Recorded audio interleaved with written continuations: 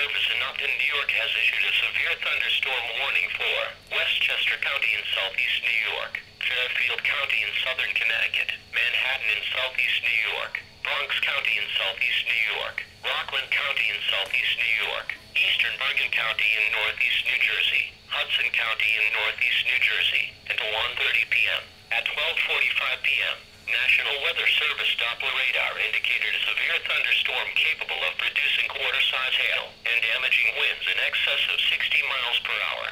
This storm was located near Ridgefield and moving northeast at 30 miles per hour.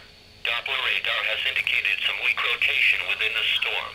While not immediately likely, a tornado may still develop.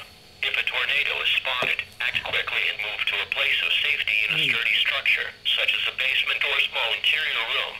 Repeating, a severe thunderstorm warning has been issued until 1:30 p.m. for the following county, Fairfield County, Connecticut, and the following counties in New Jersey, Bergen and Hudson, and the following counties in New York, Bronx, Manhattan, Rockland, and Westchester.